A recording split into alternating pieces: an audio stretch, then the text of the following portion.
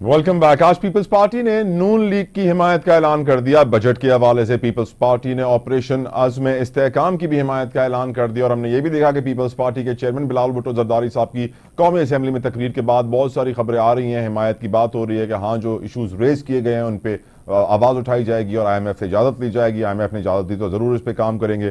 बताया जा रहा है इस वक्त तक कि स्टेशनरी के ऊपर जो टैक्स लग रहा था वो अब नहीं लगेगा। बताया जा रहा है कि जो दूध के ऊपर शायद टैक्स लग रहा था 18% के करीब GST, वो नहीं लगेगा।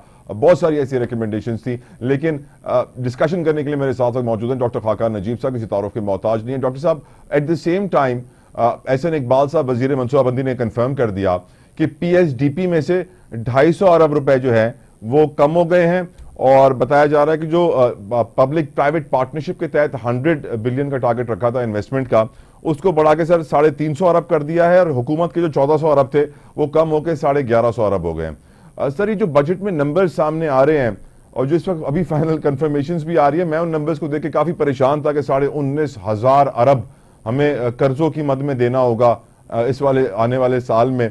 बहुत सारी ऐसी चीजें आपकी नजर में सर, बजट जब चेंज होगा इसकी शक्ल बदल जाएगी, IMF कुछ और परमिशन हमें दे देगा, सब्सिडीज खत्म करने की इजाजत देगा या नहीं sir? What is your opinion?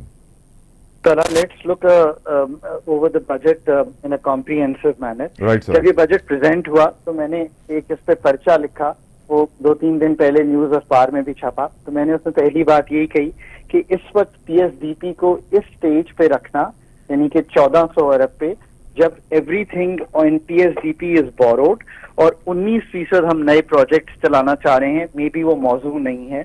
और इधर से मैंने तो 267 अरब का एग्जैक्ट नंबर उसमें लिखा था कि आप इसको रीथिंक कर लें। फिर मैंने ये भी कहा कि सेल्स टैक्स की कुछ एग्जेम्पशंस जो दी गई हैं उनको जब वापस लिया गया तो स्टेशनरी, दूध, मेडिकल इक्विपमेंट, ये सारी जो चीजें थी इनको भी रीथिंक कर लिया जाए। मेरी तीसरी सजेशन ये भी थी कि पर्सनल इनकम टैक्स की जो छूट है 6 लाख पे है, उसको बढ़ाकर आप 9 लाख कर दें। अब अगर आप ये तनाजुल देखें बजट का, हम चाहते हैं कि IMF के साथ एग्रीमेंट हो जाए, तो हमने कंजर्वेटिवली एक बजट प्रेजेंट किया। ये एक अच्छी बात है कि